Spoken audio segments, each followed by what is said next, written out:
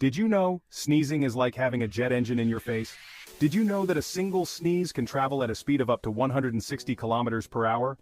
That's faster than most cars on the highway.